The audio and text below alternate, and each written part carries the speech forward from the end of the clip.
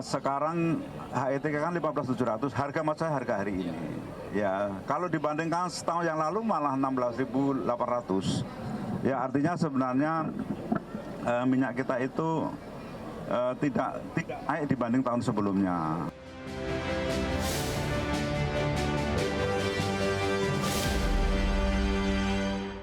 Menteri Perdagangan Budi Santoso membantah adanya kabar terkait mahalnya harga minyak kita di masyarakat.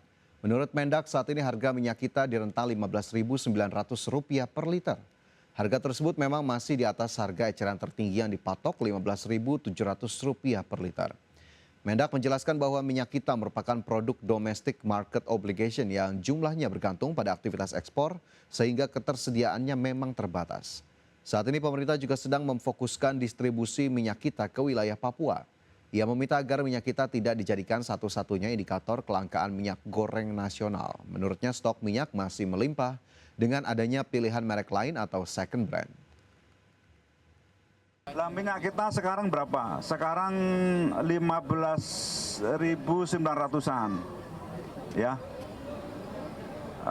Sekarang HET kan 15.700, harga maksud saya harga hari ini. Ya, kalau dibandingkan setahun yang lalu malah 16.800. Ya, artinya sebenarnya minyak kita itu tidak naik dibanding tahun sebelumnya. Nah, yang kedua, minyak kita itu sebenarnya kan minyak DMO yang jumlahnya juga tentunya terbatas karena itu berdasarkan ekspor. Nah, minyak DMO ini atau minyak kita ini sebenarnya kan dulu sifatnya sementara ya, untuk melakukan intervensi pasar ketika terjadi kelangkaan minyak. Nah sehingga sekarang minyak kita itu dijadikan indikator tunggal. Kalau minyak kita lagi naik harganya seolah-olah harga minyak goreng mahal. Nah ketika minyak kita lagi berkurang nggak ada, seolah-olah minyak goreng langka. Padahal kan Bapak Ibu lihat kalau minyak goreng kan nggak ada masalah ya. Pemirsa, kita ke informasi emiten. PT Cisarua Mountain Dairy Tbk mencatatkan pertumbuhan pendapatan dan laba bersih pada kuartal 1 2026 didukung penjualan produk olahan susu dan makanan konsumsi. Kinerja positif ini mendorong peningkatan laba usaha serta penguatan aset dan ekuitas perseroan. PT Cisarua Mountain Dairy Tbk atau emiten berkode saham CMRY membukukan pendapatan Rp3,16 triliun pada kuartal 1 2026. Angka ini naik 27,87% dibandingkan Rp2,43 triliun pada periode yang sama tahun sebelumnya. Pendapatan ditopang segmen produk olahan susu sebesar Rp1,31 triliun dan makanan konsumsi Rp1,8 triliun. Beban pokok penjualan meningkat menjadi Rp1,77 triliun. Meski demikian, laba bruto tetap tumbuh menjadi Rp1,34 triliun.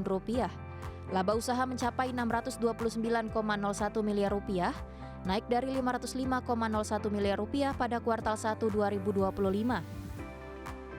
Laba bersih CMRY mencapai Rp555,03 miliar, tumbuh 15,65% secara tahunan. Laba per saham dasar meningkat menjadi Rp69,94 per saham. Kinerja ini didukung pertumbuhan penjualan dan efisiensi operasional. Total aset CMRY mencapai Rp9,47 triliun, naik dari Rp8,74 triliun pada akhir 2025. Total liabilitas tercatat Rp2,13 triliun dan ekuitas Rp7,33 triliun. Saldo kas dan setara kas berada di level Rp1,3 triliun. Tim Liputan IDX Channel.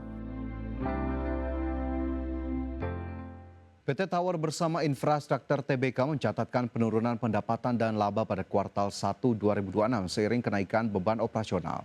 Pelemahan kinerja ini turut menekan laba usaha dan laba periode berjalan perseroan. PT Tower bersama Infrastruktur Tbk atau emiten berkode saham TBIG membukukan pendapatan Rp1,71 triliun pada kuartal 1 2026. Angka ini turun 0,79% dibandingkan Rp1,73 triliun pada periode sama tahun sebelumnya. Pelemahan pendapatan terjadi di tengah tantangan operasional yang masih membayangi sektor infrastruktur telekomunikasi. Beban pokok pendapatan meningkat menjadi Rp482,60 miliar, naik dari 473,23 miliar rupiah pada kuartal 1 2025. Kenaikan beban ini memberikan tekanan terhadap kinerja operasional perseroan dan berdampak pada penurunan laba usaha. Laba usaha TBIG menyusut 3,02% menjadi 1,07 triliun rupiah. Sementara laba periode berjalan turun 5,61% menjadi 405,61 miliar rupiah.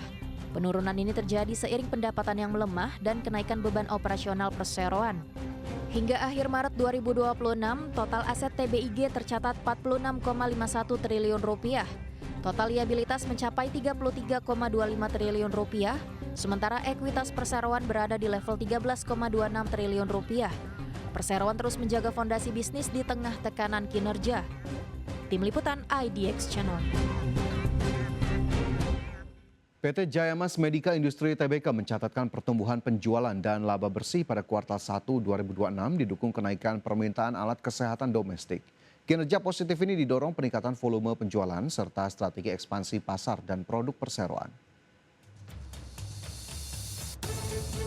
Emiten alat kesehatan PT Jayamas Medica Industri Tbk dengan kode saham OMED membukukan penjualan bersih 572,2 miliar rupiah pada kuartal 1 2026. Angka ini naik 31,1% dibandingkan 436,3 miliar rupiah pada periode sama tahun sebelumnya. Pertumbuhan didukung kenaikan volume penjualan 54,1% menjadi 941,9 juta unit, seiring meningkatnya belanja pemerintah di sektor kesehatan. Segmen barang medis habis pakai mencatat pertumbuhan volume 83,2%. Segmen diagnostik dan peralatan medis tumbuh 68,6%, sementara segmen bioteknologi dan laboratorium melonjak 199,7% secara tahunan. Adapun segmen furnitur rumah sakit turun 54,3%. Laba bruto OMED meningkat 40,2% menjadi 205,9 miliar rupiah. Margin laba bruto naik menjadi 36% dari 33,7%. Laba tahun berjalan mencapai 99 miliar rupiah, tumbuh 35,4% dibandingkan periode sama tahun lalu. Perseroan menjaga posisi keuangan yang sehat dengan current ratio 11,1 kali. OMED berencana meluncurkan produk intraocular lens produksi lokal pada kuartal 4 2026. Perseroan juga akan memperluas pasar ekspor ke Filipina dan membangun pusat distribusi baru di Jakarta. Langkah ini untuk mendukung pertumbuhan jangka panjang. Tim Liputan IDX Channel. Emiten properti PT Lipo Karawaci Tbk mencatatkan penurunan pendapatan sebesar 12,6% pada kuartal pertama 2026. Meski kinerja laba rugi ikut terkoreksi, arus kas perusahaan justru menguat hingga 20%, didorong oleh tingginya minat pembeli rumah tapak di segmen menengah dan terjangkau. Lipo Karawaci melaporkan dinamika kinerja keuangan pada 3 bulan pertama tahun ini. Melansir keterangan resminya, pendapatan perseroan tercatat sebesar 1,76 triliun rupiah dengan laba bersih mencapai 107 miliar rupiah. Walaupun laba bersih terkoreksi 36,7%, posisi kas perusahaan tetap solid di angka 1,62 triliun rupiah. CEO LPKR John Riyadi menegaskan bahwa arus kas dari aktivitas operasi meningkat 20% menjadi 499 miliar rupiah yang mencerminkan efektivitas penagihan piutang dari pelanggan.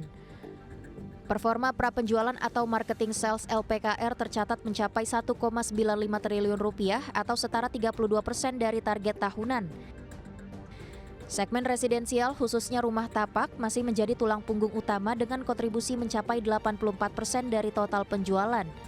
Tingginya permintaan dari pembeli rumah pertama sukses direspon perusahaan melalui peluncuran proyek strategis seperti Park Serpong Phase 7 dan Neo 5-Inch Collection di Cikarang yang menyasar segmen pasar massal.